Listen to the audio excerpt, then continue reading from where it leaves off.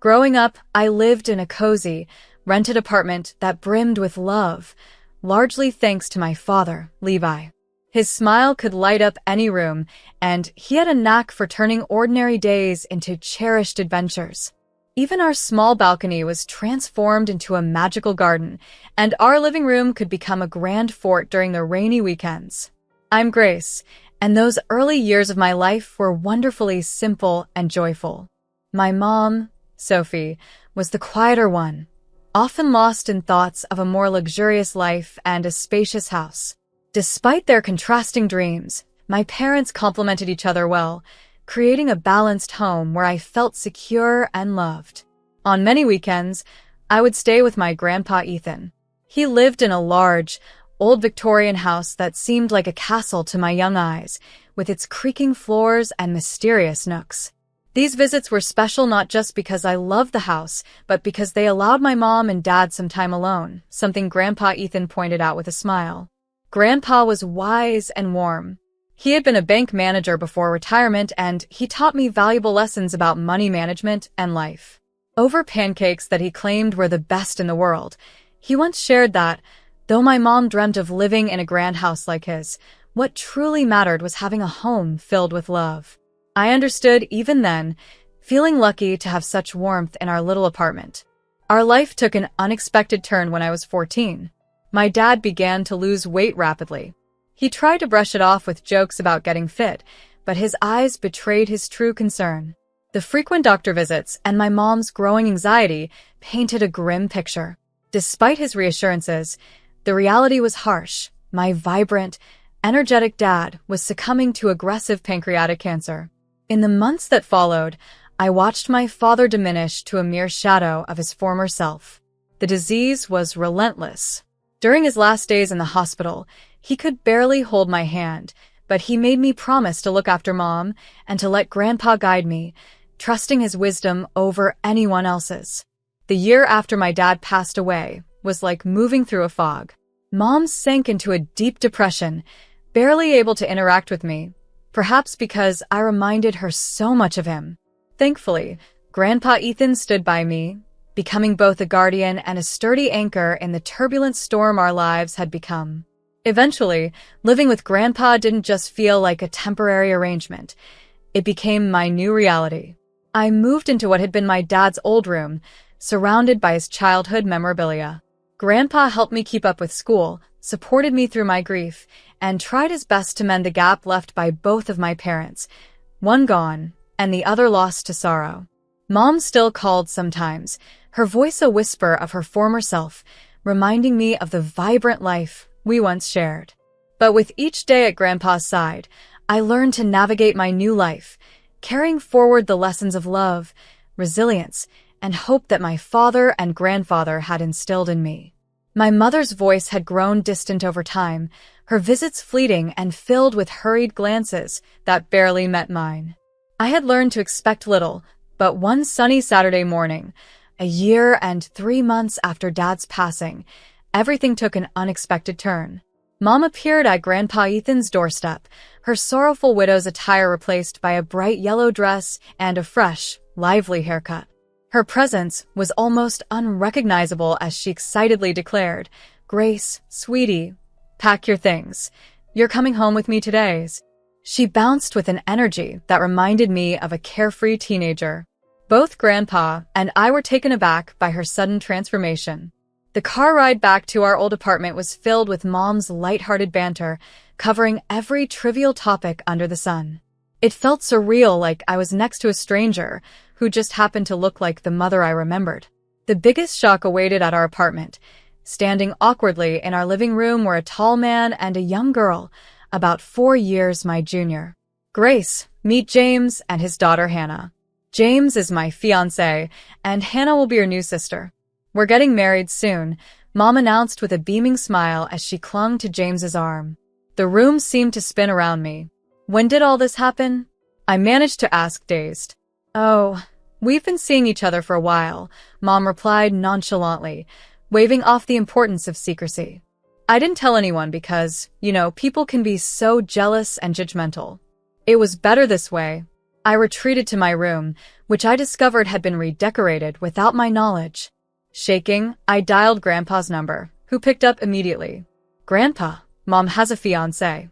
She's getting married and didn't tell anyone. There's a man here and his daughter," I whispered into the phone, my voice a mix of disbelief and hurt. Within 15 minutes, Grandpa was at our door. From my room, I could hear their conversation. "Sophie, how could you do this without telling anyone, without even telling your daughter?" Grandpa confronted her. "I'm happy for the first time in forever," Mom retorted defensively. "I've decided to start fresh, to live again." Levi would have wanted that. He wouldn't want me to waste away in depression. There was a heavy pause before Grandpa spoke again, his voice laden with resignation. "I hope you'll be happy, Sophie. Just don't forget you have a daughter who needs you, too." The 4 months leading up to the wedding felt like I was caught in a bizarre, alternate reality. Our small apartment now felt more cramped with 5 people. The hardest part was witnessing how quickly Hannah, my soon-to-be stepsister, became the center of Mom's world. "Mom, can you help me with my hair?" Hannah would ask, and Mom would immediately leap to assist, abandoning our conversations. Hannah calling her mom made my skin crawl. She had only known her for a few months, yet she received all the attention and privileges I had longed for but never received. When Hannah expressed interest in ballet, Mom didn't hesitate to enroll her in private lessons, a stark contrast to the years I'd been told we couldn't afford them for me. Any complaint from Hannah about her old phone being too slow was quickly remedied with a new iPhone. Whenever I tried to address the obvious favoritism, Mom would simply say, "Your sister needs to feel welcome here," ignoring the growing disparity between her treatment of us. Each time, it stung a little more, and each time, I corrected her silently. "Stepsister." Feeling overlooked was becoming all too familiar, and any attempts I made to express my need for belonging were met with indifference from my mother. She would simply shake her head and walk away, leaving me to grapple with the growing distance between us. The wedding day was a modest affair held at a local venue, yet it sparkled with my mother's joy. Dressed as a bridesmaid, I watched from the sidelines as she doted on Hannah, perfecting her hair and makeup, while I lingered in the background, barely noticing. Throughout the ceremony and reception, my mom clung to Hannah, proudly introducing her to guests as her beautiful daughter. I felt more like part of the staff than a member of the family. The generous wedding gift from Grandpa, a check for $6,000, should have been a highlight, but even this sparked a tense moment. I overheard a confrontation by the restrooms where my mom, slightly flushed from champagne and visibly upset, reproached Grandpa. "Really, Dad? A check," she hissed. "I was counting on you giving us your house. We're a proper family now. We need the space. That apartment is too small for 5 people." Grandpa's calm demeanor hid his disappointment. "Sophie, you're rushing things, first the sudden engagement and now this. That house isn't just a piece of property to be handed over on a whim. Besides, it's where Grace spends half her time now." "Oh, so you're playing favorites now?" Mom retorted. "No, I'm being practical, and maybe you should be, too," Grandpa replied. I slipped away before they noticed me, but the conversation haunted me. My mother had transformed, becoming a stranger, prioritizing her new, perfect family, with Hannah as the star and James as the ideal husband. It felt like there was no room left for me. In response, I withdrew further, spending more and more time at Grandpa's house. At least there, I didn't have to pretend to be happy about feeling replaced. As time passed and I approached high school graduation, the apartment became a place of silent endurance, where I learned to be invisible, to take up as little space as possible, spending my time either secluded in my room or at Grandpa's. During one of our strained family dinners, I mustered the courage to share my future plans. "I've been accepted to State University," I announced, trying to keep my voice steady. "I want to study finance and business management." The ensuing silence was suffocating. Mom put down her fork, exchanged a look with James, and then cleared her throat. "Actually, Grace, I think it would be better if you started working after graduation. College isn't necessary for everyone." Bewildered, I responded, "What are you talking about? Dad set up a college fund for me before he died. He always wanted me to get a higher education. Mom shifted uncomfortably, then admitted, about that fund. James and I have been discussing it, and we think it would be better to save that money for Hannah's education. She's incredibly talented, top of her class and everything. She'll need a good university education to reach her full potential. James added, nodding, Hannah has shown remarkable aptitude in her studies. It would be the right thing to do. Feeling as though I had been punched in the stomach, I realized that even the last gift my father had left for me was being redirected. My future, once supported by both of my parents, now seemed to hinge on the whims and preferences of a family I no longer recognized. That money is mine, I declared, my voice trembling with anger. Dad left it specifically for my education.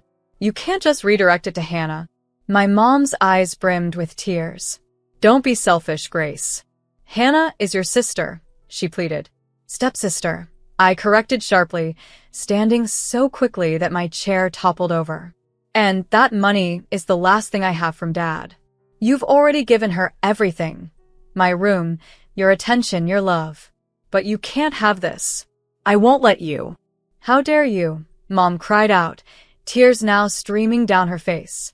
Yet, I could see through the emotional facade of the manipulation beneath. After everything we've done for you, Hannah needs this. Hannah needs? What about what I need? What about what Dad wanted for me? The confrontation ended with doors slamming and tears, mostly from Mom, who lamented my selfishness to anyone who would listen. Following that explosive night, the apartment's atmosphere turned even colder. No one spoke to me unless absolutely necessary. Hannah would smirk smugly as she passed me in the hallway, and James avoided eye contact altogether. When my graduation day arrived, only Grandpa was there in the audience. He cheered loud enough for 5, and his proud, beaming smile was all the recognition I needed. That evening, I packed up my life into 3 cardboard boxes and an old suitcase. Grandpa helped me load everything into his car. Your room is always ready for you, sweetheart, he reassured me as we drove away from the apartment, a place that had ceased to feel like home long ago. I didn't look back. College was my sanctuary. I immersed myself in my studies, fueled by a desire to make both my father and Grandpa proud. The business and finance courses were thrilling, and I excelled, always eager to share my achievements with Grandpa. Tell me again about derivatives, he'd request over the phone, his voice always eager and proud, even though he knew more about finance than most of my professors. But as the years went by, I noticed subtle changes in him. His voice grew tired more quickly, and his sharp wit sometimes faltered. On visits, I'd catch him wincing in pain or rubbing his chest when he thought I wasn't looking. It's just age catching up with me, he'd dismiss, but my concern only deepened.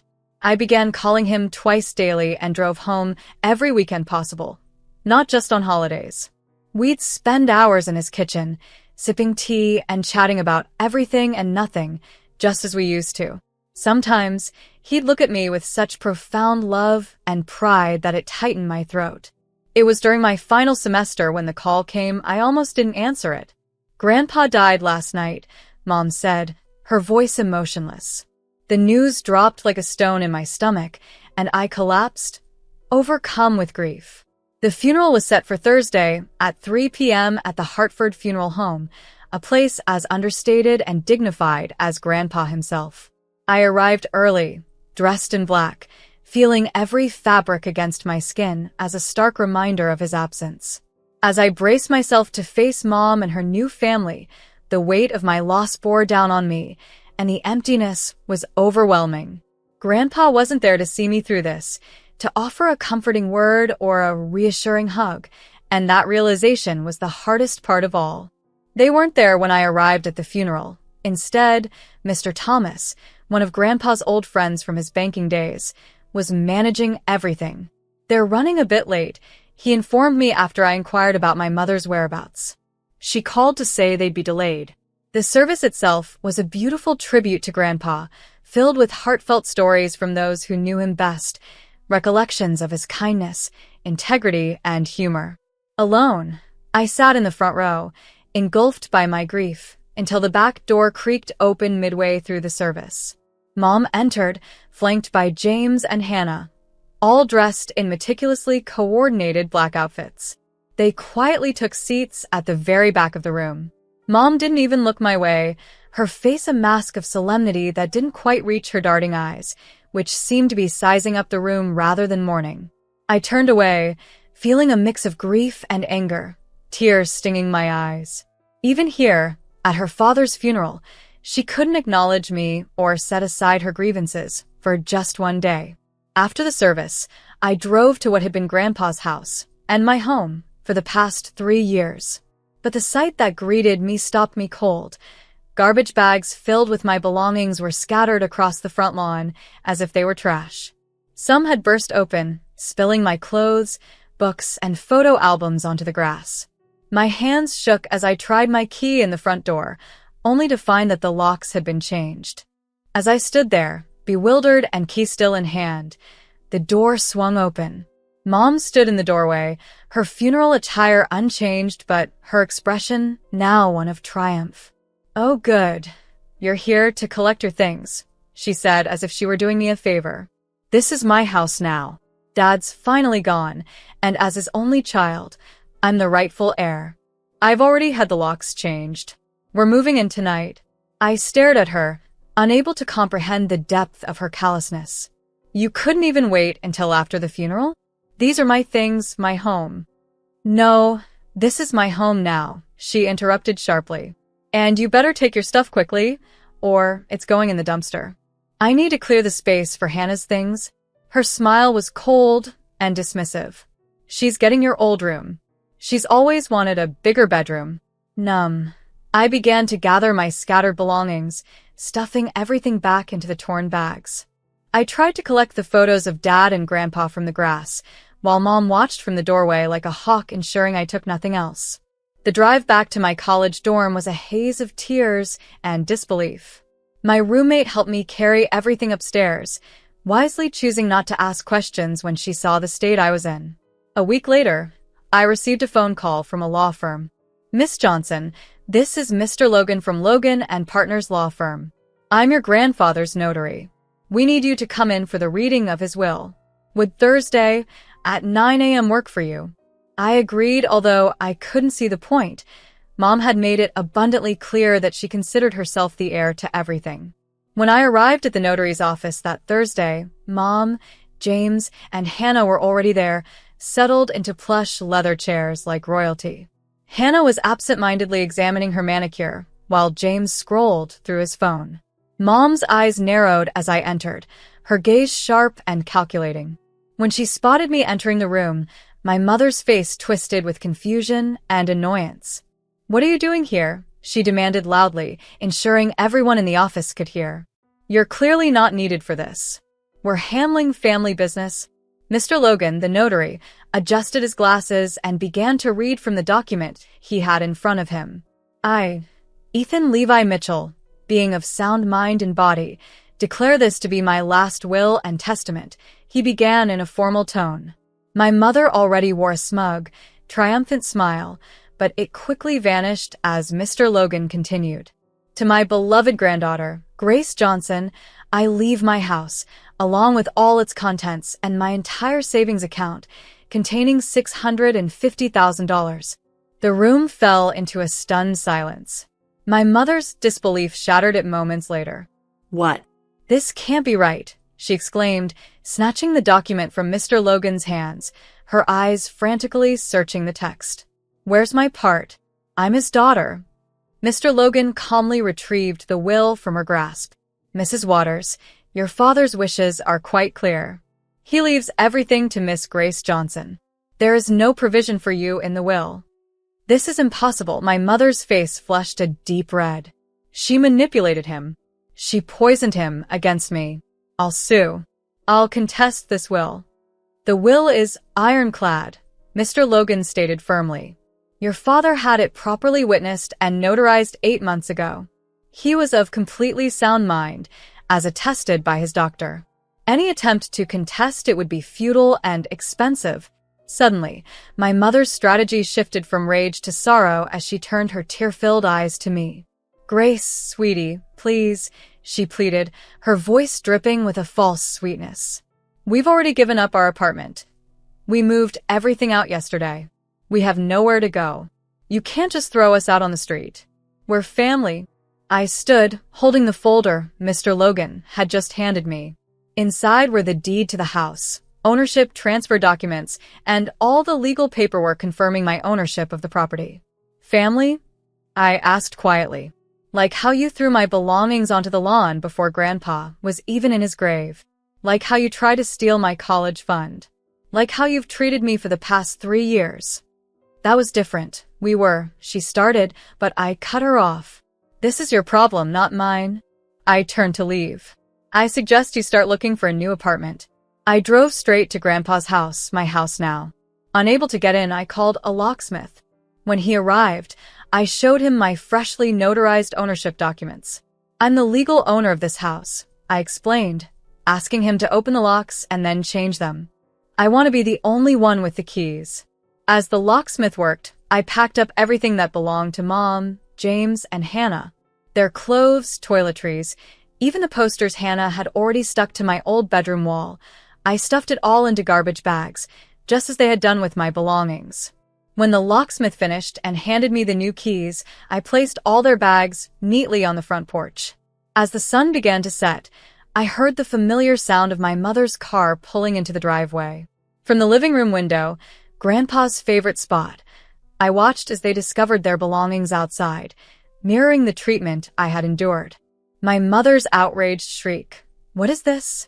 "All our things are outside," echoed, but this time I was prepared and resolute, watching the scene unfold with a sense of finality. I stood resolutely in the entryway as they approached, the scene charged with tension. My mother's face was a canvas of anger, James's expression soured as if he'd bitten into a bitter fruit, and Hannah's tears flowed freely, melodramatically punctuating the air. "How dare you?" My mother charged up the porch steps, her voice sharp. "We live here now. You can't just throw us out." "Actually, I can," I replied calmly, the ownership papers in hand. "This house legally belongs to me now. You'll need to collect your things and leave." "We have nowhere else to go," Hannah sobbed. "That was something to consider before you decided to leave your apartment," I responded without emotion. "It's not my responsibility." My mother tried to brush past me into the house, but I blocked her way. "Move, Grace. This is absurd. It's your father's house. It was his. Now it's mine.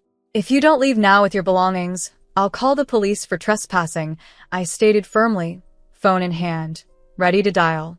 "The choice is yours, just as it was when you decided what to do with my belongings not so long ago," I reminded her of her recent actions. The air thickened with their curses and threats as they reluctantly packed their bags. Between her bouts of tears and fits of rage, my mother lamented the unfairness of it all, while Hannah repeatedly claimed I would regret my decision. James muttered about challenging the will as they stuffed their car with the last of their possessions. As they were about to leave, my mother turned sharply, her parting words stinging the cool air. "You're no daughter of mine. Your father would be ashamed." I mustered a sad smile. "No, Mom. Dad would be proud that I finally stood up for myself." Goodbye." I watched as their car faded into the distance, rounding the bend and out of my life. That was 8 months ago. Now, in my final semester, poised to graduate with honors, the house is leased to a delightful young family. Their rent is nurturing my savings, fulfilling my grandfather's wishes. I discovered his letter the night they all left, tucked away in the study safe. "My dearest Grace," it began, revealing his foresight into my mother's predictable reaction to his will. He apologized for the ordeal but expressed his confidence in my integrity and acumen. "The house is yours to manage as you see fit. Just one request, keep the family photos in the attic. Some memories, even the painful ones, are worth holding on to." I've honored his request, along with other promises I made to him and my father. Now I'm focused on forging ahead, embracing the future while retaining the lessons of the past. Family isn't just about blood relations. It's about those who stand by you and nurture your growth. As for my mother, James, and Hannah, They eventually found a new place in the city. They've reached out a few times, typically in need, but I've chosen not to respond. Some chapters are better concluded, left firmly in the past as I build my future.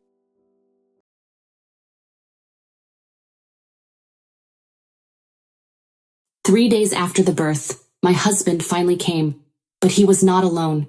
He brought an unknown woman with him. I was taken aback but tried to get a word out.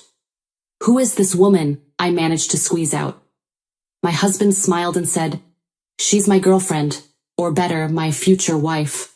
I was nearly at a loss for words when I heard that. 'What do you mean?' I asked, trying to understand. 'I'm tired of you,' he replied. 'My name is Samantha, and I'm a 25-year-old company employee. I was recently proposed to by my boyfriend, Oliver. I met him when we were in high school. We started dating during our freshman year and broke up once during our senior year. After we both graduated from college and became adults, we met again when we went out for drinks with our former classmates. When we met as adults, my impression of him changed. We went out a lot and started dating again. 3 years after the beginning of our relationship, he proposed to me. 'I will love you, Samantha, for the rest of my life. So will you marry me?' Those were the words of his proposal. I believed in his words and agreed to marry him.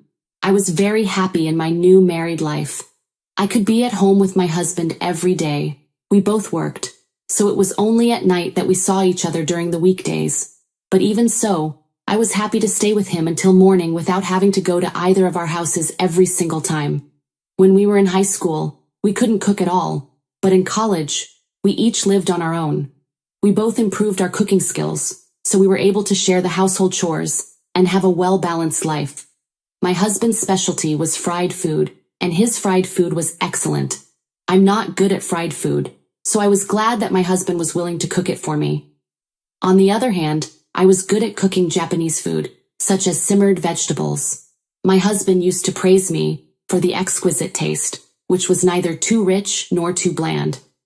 I thought we would continue to support each other and live happily together. 1 year into our marriage, I became pregnant. I was so happy that I immediately told my husband. 'Oliver, I'm pregnant,' I said excitedly. 'Oh, really?' he replied, surprised. 'Yes, I am,' I repeated cheerfully. 'Oh, yeah.' His mouth hung open like in a cartoon. 'Oliver?' I asked, a little concerned. 'Oh my God, I'm going to be a father,' he finally exclaimed. 'Well, your reaction is a bit slow,' I teased, "because you surprised me so much. I'm so excited,' he replied.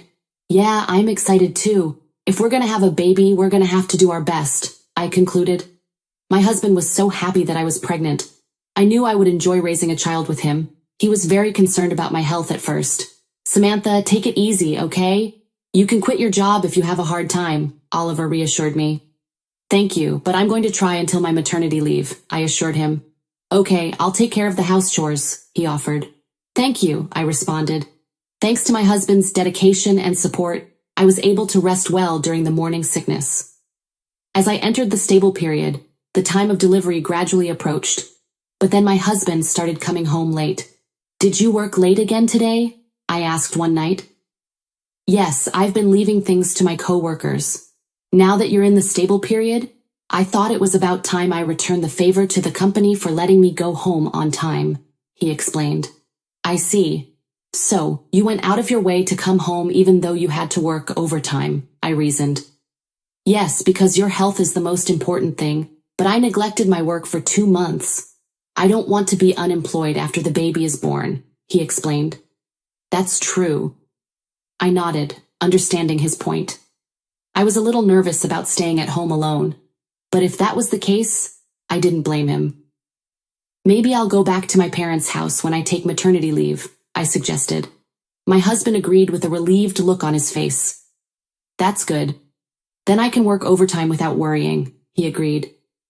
I would miss seeing my husband until after the baby was born, but I would also be grateful for the support I would receive from my parents at home. So I returned to my parents' home as soon as I started maternity leave.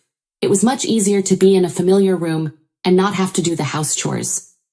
Having my mother close by also gave me a sense of security.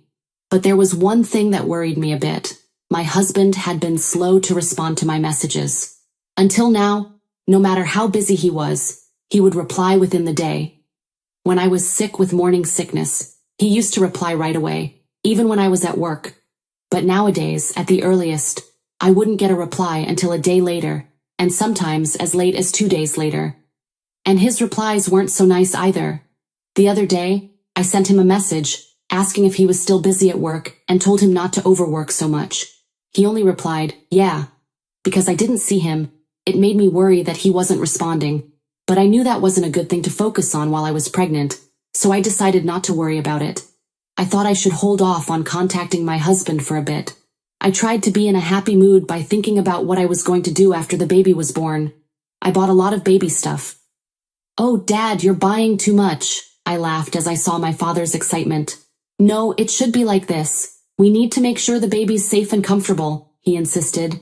"You're so excited about your first grandchild," I teased. "You're the one who's always asking questions to the shop assistant," my mother pointed out. "Thank you, Mom and Dad," I said, grateful for their support. My parents were looking forward to the birth of our child together. I didn't get depressed when my husband's replies were slow. And then, my due date arrived. I sent a message to my husband that I was due today, asking him to be ready to come to the hospital as soon as he heard from me. But he didn't even read that message. Well, maybe it's because he's at work, I reasoned. My husband knew that my due date was coming up, so I thought he could have been a little more aware. When my labor pains started, we went to the hospital. I was finally going to have the baby. I didn't have the time to call my husband myself anymore, so I asked my mother to leave a voicemail telling him that I was going to give birth today. But he didn't show up, even at night. He didn't return any of my calls. I went up to the delivery table without him. The birth was harder and longer than I expected. Because the umbilical cord was wrapped around the baby's neck, I couldn't easily deliver her. The baby was born almost a day after the contractions started. But when I saw my baby with my own eyes and picked her up in my arms, all my fatigue and pain were gone right away. She was a beautiful baby girl. "You did your best to come into the world, didn't you?" I whispered to my newborn daughter. I said goodbye to my baby for a moment, then laid down and rested my body, exhausted from the long hours of labor and delivery. Later, I woke up in my hospital bed to find my mother watching over me. "Are you feeling better?" she asked gently. "Yeah, I feel pretty good." "Well, I'm glad to hear that," she said, but I noticed something off in her tone. "Hey, what's wrong with you, Mom? You don't look well," I questioned anxiously. "I mean, I haven't heard from Oliver since then," she said, her worry evident. "Yes, that's true. What the hell is my husband doing? We've already had a baby," I uttered angrily. I was so mad. Why didn't he come to the hospital? I sent him a message saying the baby was already born. A few hours later, he replied that he could go to the hospital the day after tomorrow. Why can't he prioritize coming here? I fumed. I tried not to think about anything negative until the birth. But now that the baby was born, I couldn't suppress those emotions. "Why can't you come now when your own child is born? You should be here. Is your company so strict that they won't let you leave?" I wrote to him. I poured all my anger into the message, but my husband only read the message and didn't reply. What is this already? He was so happy when I told him I was pregnant.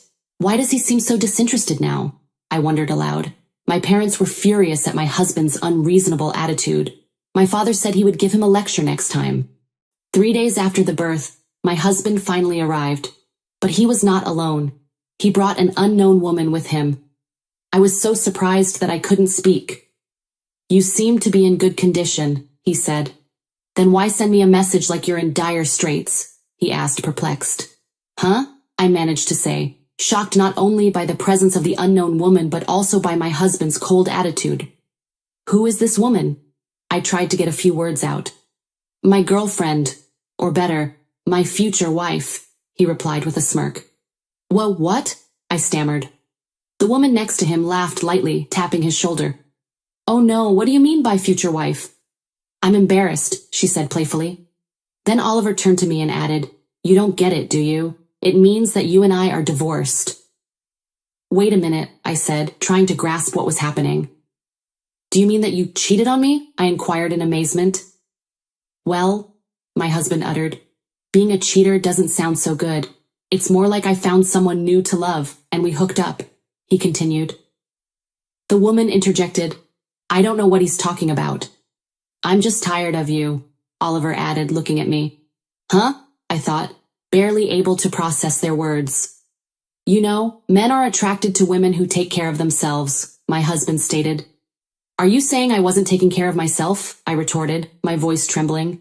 "You grew fat and bloated because you stayed at home all the time," he replied coldly.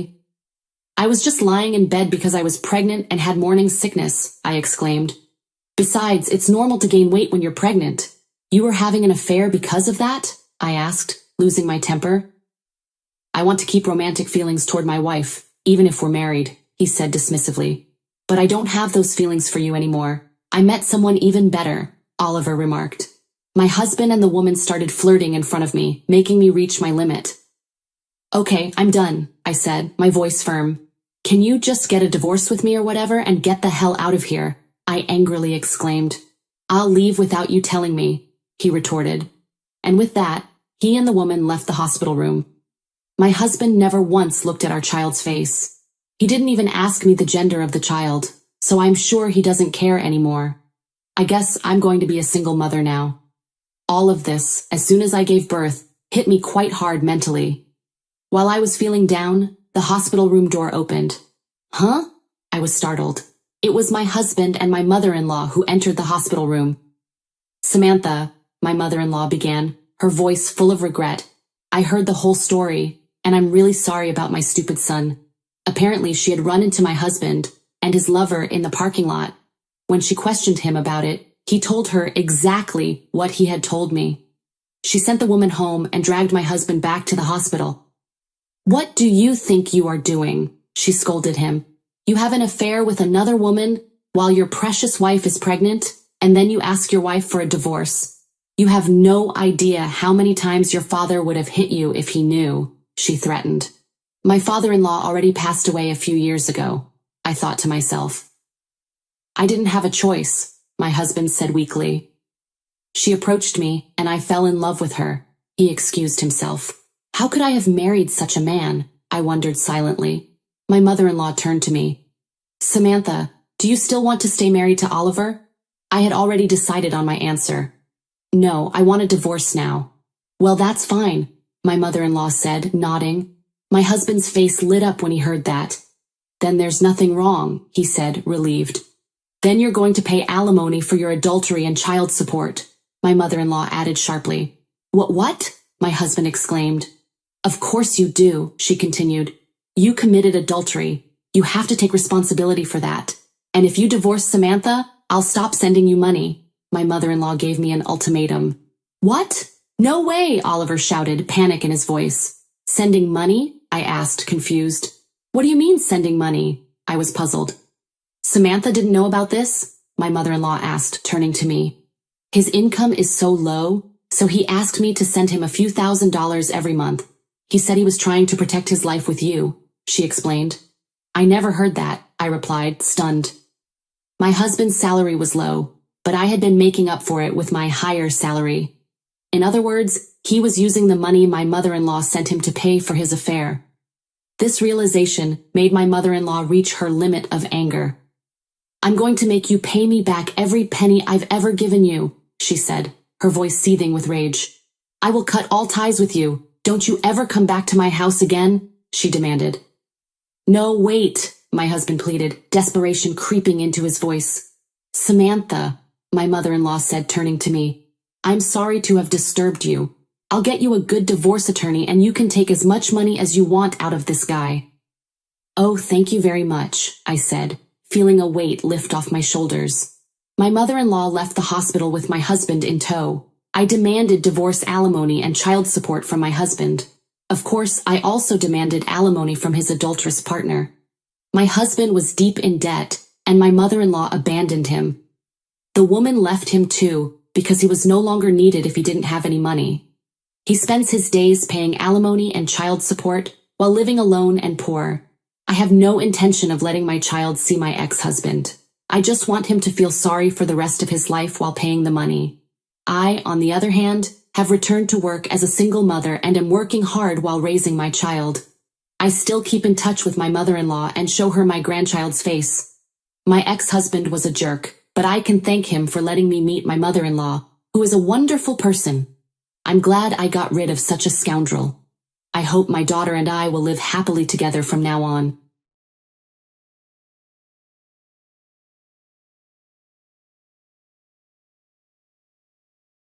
Ever since I got married, I have been subjected to bullying from my mother-in-law. It's not just nagging. She throws things at me and shouts insults loudly. My husband, Asher, doesn't help at all. He simply turns a blind eye. How do I endure such a situation, you ask? Well, I have a secret strategy up my sleeve. My name is Madison, and I'm 29 years old. It's our second year of marriage with Asher, and we don't have any children yet. We met at work, although we were in different departments. We started seeing each other and got married after 2 years. Not only our family and relatives, but also our colleagues and friends celebrated our marriage wholeheartedly. I wish time could have stood still back then. I was so happy thinking that way, but there was no way for me at the time to foresee the hell that awaited me. We got married, and right away, we set off on our honeymoon. We spent 2 weeks in the Maldives, making memories and enjoying a luxurious time, and then returned home. The next day, I was relaxing at our new home, when suddenly I received a phone call from my mother-in-law, the first one since we got married. Hello? I answered. Oh, Madison, you're back from your trip, right? My mother-in-law's voice was sharp. Yes, I just got back yesterday. I tried to appear calm and not show any signs of fatigue. What's up today, mother-in-law? I inquired. What's up? You think there's nothing? You should have come over here after your trip. That's why I called, she replied sharply. Huh? Did we have plans to visit? I was confused. Huh? What are you talking about? We didn't discuss anything like that. Her tone was defensive, and I was puzzled by her inconsistent statements. I don't recall making plans to visit, I said, trying to keep the conversation smooth. Well, yes, she replied. But you contacted us, we didn't show up there, right? I continued. Don't make me repeat the same thing over and over, she snapped. I didn't understand what she meant. Mom, please wait a moment. I did buy souvenirs, but they are perishable, and I plan to go to your house with Asher on our next day off, I explained. After coming back from your honeymoon, it's common sense to show up quickly with souvenirs. Just understand that, and come over, you useless daughter-in-law, she got sassy again. The call ended abruptly, and it took quite some time for me to comprehend the stormy situation.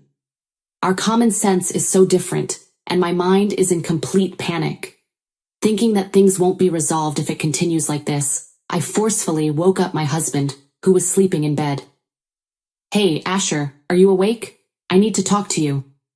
I gently shook his shoulder, and my husband opened his drowsy eyes. What is it? I'm still tired, he muttered. I just got a call from your mother. Well, from Mom, I explained, sitting up. She said, why can't you show up after coming back from your honeymoon? It's common sense to come over with souvenirs. That's what she told me, I told him. I see. Well, forget about it. I'm tired today, and we were planning to go there next week anyway, so it should be fine, my husband said, lying back down on the bed again. Your mother seemed really angry, so make sure to contact her as well, okay? I insisted. Yeah, he responded half-heartedly, without making eye contact. I was a little worried, but believed that my husband would contact his mother. I trusted him and didn't push further. 1 week later, as planned, we headed to my in-laws' house with souvenirs from our honeymoon.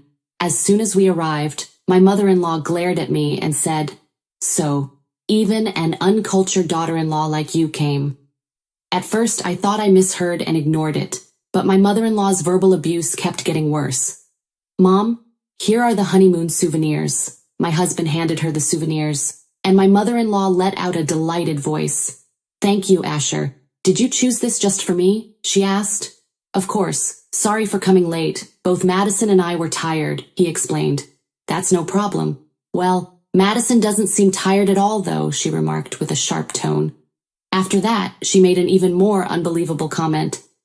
Hey, Asher, wasn't marrying Madison a mistake after all? She stated. Huh? I couldn't help but let out a surprised noise at my mother-in-law's outrageous words. Asher, think about it. Madison wasn't tired, but she didn't show up here. Isn't that rude? My mother-in-law continued to escalate. No, it's not like I wasn't tired. I tried to interject, but my mother-in-law glared at me. You know what? I was against this marriage from the beginning. Just look at your face, so plain and unattractive.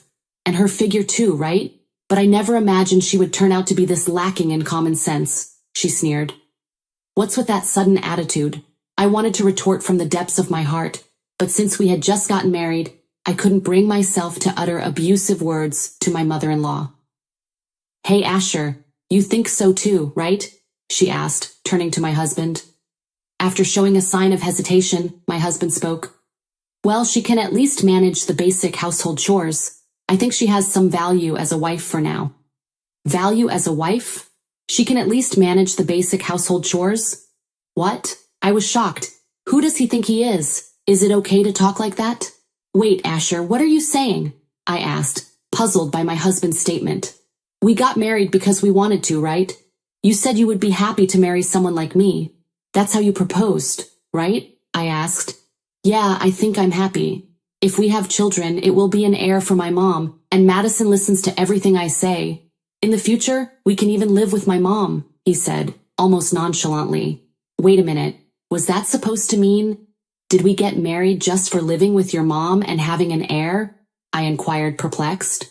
No, I do love you, Madison, but as for living with my mom, I thought only you could make it possible, he explained. What is this person saying?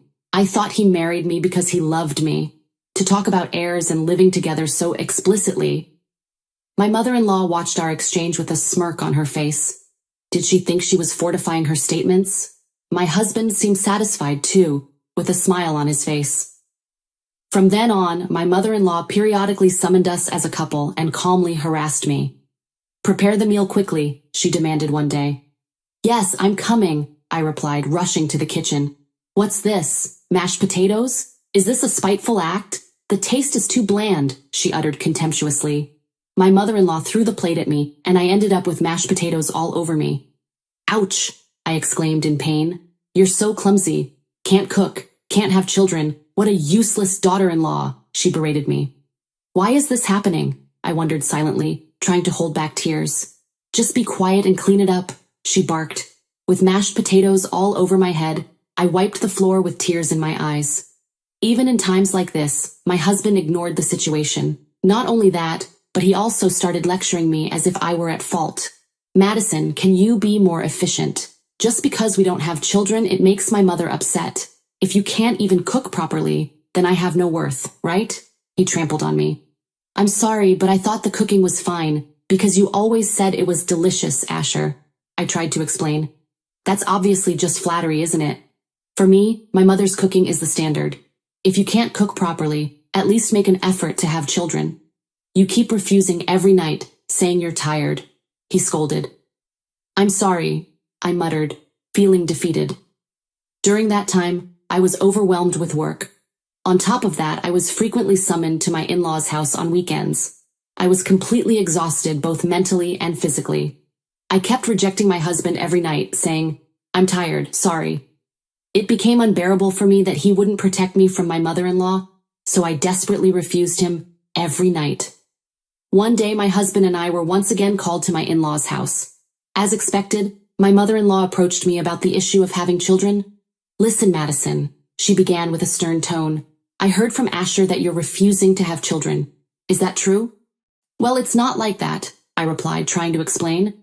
I'm not refusing or anything. Don't talk back, she snapped, cutting me off. You can't even handle the household chores, and now you can't even produce an heir. Your deficiencies are so overwhelming, it's beyond exasperating, she concluded. I'm sorry, I muttered, feeling the familiar sting of her words. She glanced at me, her eyes narrowing as if she had suddenly thought of something. All right, get pregnant within the next 6 months. If you can't, then I'll have you divorce my son. Within 6 months, Madison, she gave me an ultimatum. Asher, who had been listening, nodded in agreement. That sounds interesting, he said with a smirk. The deadline is 6 months, understood? If you can't produce an heir, We have no use for you. You're useless, he added. At that moment, I felt an overwhelming desire to abandon all the efforts I had made. Am I just a machine for bearing an heir? Am I just a future caregiver? In the end, was I not truly needed for myself? I decided that I wouldn't let this continue. Just 6 more months. Within that time, I would definitely get my revenge. I would turn the tables. And so my revenge plot began. Since then, I silently accepted all the mistreatment from my mother-in-law. Madison, could you clean the house today, please? She asked one day, her voice sweet but laced with command.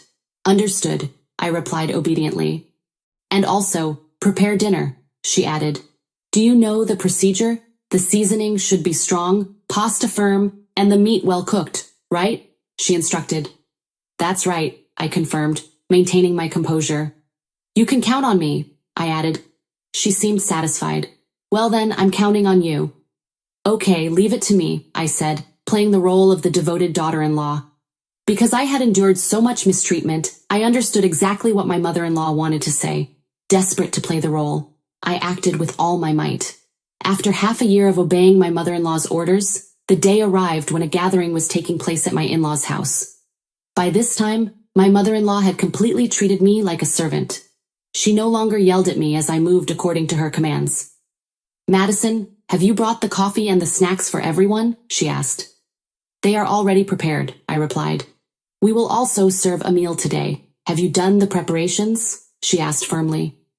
All taken care of, I answered calmly.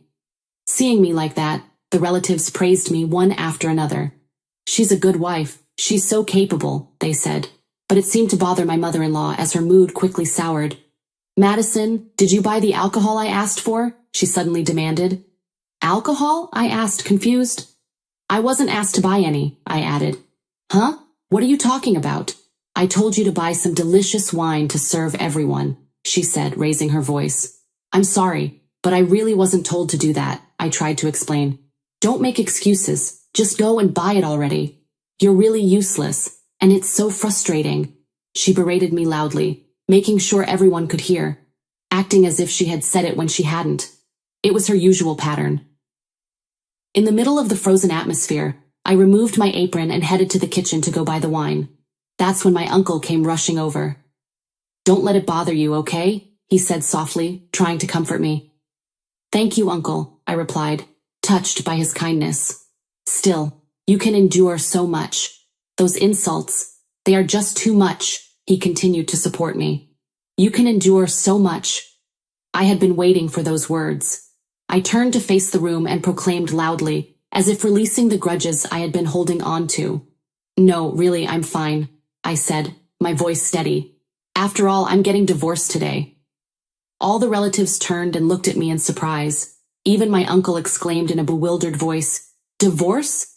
Yes, that's right, I confirmed. The truth is, my mother-in-law told me that if I didn't get pregnant within 6 months, I should get a divorce. Today is the deadline. Yes, I'm bidding farewell to this stifling family today, so I'm perfectly fine with it, I firmly concluded. My husband and my mother-in-law had twisted expressions and turned pale. Ignoring the two of them, I spoke again. Well, if I'm told that I'm not needed because I can't bear a successor, then there's nothing I can do about it. It's a shame that I won't be able to see all of you anymore, but it's their decision, I added, and picked up the prepared luggage and said, Well then, leaving the room behind. Wait a minute, my mother-in-law called out from behind. What is it? I asked, turning back. I'll extend the deadline for you. Another 6 months. No, 1 year. So just continue being Asher's wife as before. Well, that would be the case, right? She pleaded, her voice trembling. I had acted like a good wife for the past 6 months just to be detained like this. But I wouldn't let them have their way anymore. I had endured it all for this day. No, thank you, I said firmly. Looking straight at my mother-in-law, I continued. I've been a good wife for the past 6 months. I'll admit that you've become much kinder. But you know, the things you said and did will never disappear. I absolutely refuse to continue being part of your family, I snapped. You? Who do you think you are, saying such things as a daughter-in-law? Do you think divorce will be forgiven? She screamed, her face contorted in anger. That's right, Madison, Asher added, his voice harsh. Do you even understand what you're saying? He added. As if to show them, I slowly took out my smartphone. I have recorded all of your past abusive words on my phone. It would be in your best interest not to say anything that could further incriminate yourselves, right? I threatened. Upon hearing those words, my husband and mother-in-law both slumped down in their seats, their faces drained of color. Leaving my in-laws' house behind, I headed straight to the lawyer's office. Armed with recordings of the verbal abuse from my husband and mother-in-law, I filed for divorce. Thanks to a skillful lawyer, the divorce went relatively smoothly. The incidents of harassment from my husband and mother-in-law were exposed to everyone. Since that day, it seems that our relatives have all declared complete estrangement. To make matters worse, my husband works at the same company as me. The divorce scandal spread like wildfire. I heard everyone's whispers behind my back every day as I went to work. Oh, how disgusting. He used to post about his close relationship with his wife in front of everyone. He's the worst, bullying his wife with his mother. What a mama's boy, and so on. Given his prideful nature, it's only a matter of time before he quits his job. On the other hand, I've started living alone and enjoying a carefree life. I'm no longer a baby-making machine or a caregiver. It's just me, enjoying my own freedom. No one will interfere with my life anymore. Absolutely not. If I have the opportunity to be with someone again, I want to be with someone who will treat me properly and cherish me.